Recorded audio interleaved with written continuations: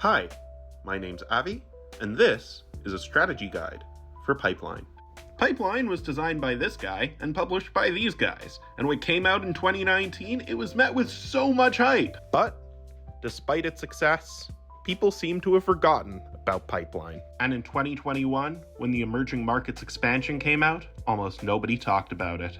Which is a shame, because with Pipeline, there's so much to talk about. And that's what I'm going to be attempting to do in this video. For this strategy guide, I'm going to assume you're at least familiar with the rules of Pipeline. But if you're not, please read the rules or watch a how to play video, or this one will make close to zero sense to you. Okay, with all of that out of the way, let's get on to the strategy of Pipeline. When you start a game of Pipeline, you're given a lot of information to process. You have the government pipes, the shop pipes, the refinement values, whether you're properly hydrated, the contracts, the orders, the upgrades, how comfortable your seat is, the valuations, and the initial turn order. And that's not even talking about the emerging markets. It's very easy to get lost trying to account for all of the variables. But if we focus on the most important ones first, you'll see that everything else falls into place. Valuations are going to be the way you score the majority of your points in most games, so it's a good idea to pay attention to them and build your strategy around them. There are 16 valuation cards in the base game, and though that sounds like a large number, you'll quickly realize that a lot of them are just variations on each other, which are also just variations on how you score points in Pipeline normally. What's important to pay attention to when looking at the valuations is how much each type of pipeline or oil is going to score you at the end of the game. For example, with this set of valuations, a crude to low orange pipeline is worth $30. If it's attached to a machine, it's worth $50. A crude to mid orange pipeline is worth $40, but attach it to a machine and it's worth $80.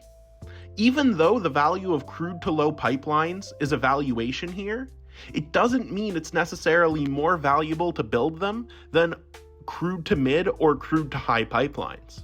Some valuations are a lot more impactful than others.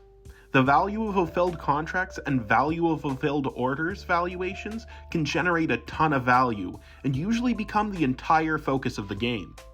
The $100 per level 3 upgrade valuation rarely scores for anyone among experienced players, but its existence creates a more hostile environment around the upgrades.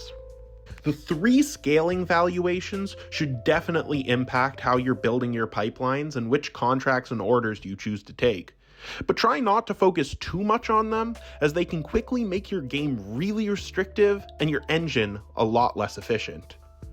While it is important to keep the valuations you're playing with at the back of your mind throughout the game, you'll often only want to maximize them in your last few turns. While you're playing the game and building your engine, focusing on valuations can make you play a lot worse. Upgrades can be extremely powerful, and they're the most important reason to fight over turn order in Pipeline. Out of the 7 base game upgrades, there are 4 that I'll focus on: machines, government, engineering, and shops. Machines is simply the best value for dollar upgrade. It gives you a machine right away for the same price it would cost you to buy one. In addition, it lets you run your machines manually, allowing you to buy the upgrade before your engine is fully formed. The second and third upgrades for machines are also incredible values, and you should always go for them if you have the opportunity. Government is another great value upgrade. Taking 2 pipes from the board, connected or not, gives you a lot more control over how to build your pipeline. Government is one of the few upgrades I would recommend taking turn 1, as it builds a solid foundation for all of your future turns. The second and third upgrades for government can be extremely devastating for your opponents, as you remove every useful available pipe from the board. Engineering is an upgrade that can make you do a lot less work for a lot more value.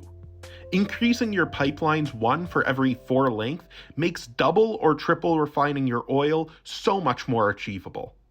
The second upgrade for engineering makes it even easier. The third upgrade has too many factors working against it to be useful from my experience, but I'd love to know if anyone's made it work. Shops makes tanks more expensive for your opponents the entire rest of the game, and gives you a pipe.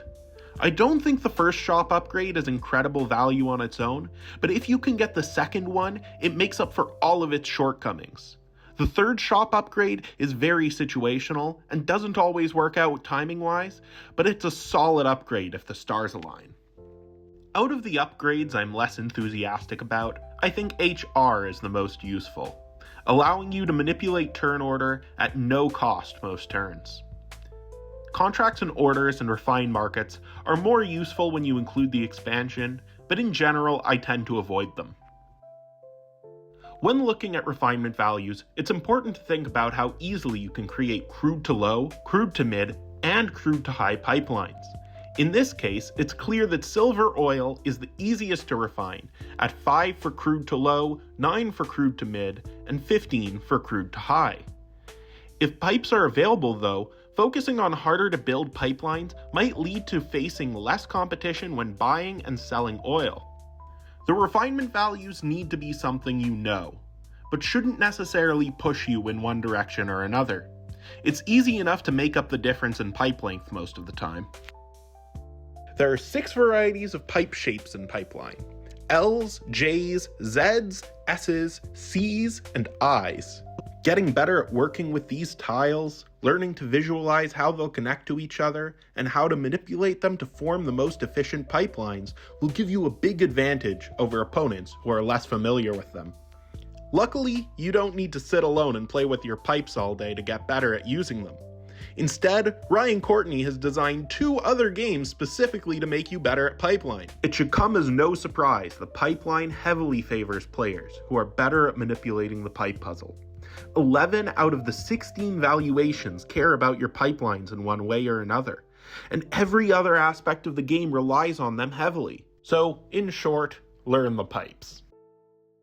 Turn order in Pipeline is a player-driven puzzle that has you constantly paying attention to your opponents. The player in the last position always has the opportunity to choose whichever turn order position they want, as long as they go to one of the center spaces. This means that they have the liberty of playing reactively. On turns where players want to challenge your turn order, you might take a loan to dismiss their challenge, and if they don't, you might go to government or run your pipes. Maintaining control over turn order when it's constantly being challenged can get extremely costly though. And though it can never be forced away from you, it can definitely feel that way. Getting into last position can be tricky, but choosing the right moment is key. If your opponent has very little money and needs to refine oil, take the opportunity to grab it from them. They can only take so many loans to stall. Your general goal in the turn order game is to be in the first position at the beginning of each year. This way, you have access to the upgrades and new pipes that become available. Also, if you're first in turn order, your yearly upgrade abilities from government and shops will activate before anyone else acts, making them even more effective. Contracts and orders can be extremely useful as passive money throughout the game. If you build a pipeline early that can support a good contract, you probably should. Orders are harder to fill, but are well worth building your engine to accommodate, especially if there are multiples with similar requirements. Filling 2, 3, or 4 orders throughout a game probably means you're well on your way to winning. And that's pretty much it. At least, that's all I can put into words. There are definitely depths to the strategy of Pipeline that I've yet to explore, but I wanted to take the opportunity to share what I've learned so far. I hope you enjoyed hearing me ramble about this game for nearly 10 minutes. And if you have any insights or criticisms, feel free to leave them in the comments. Just make sure to be nice. Have a good day.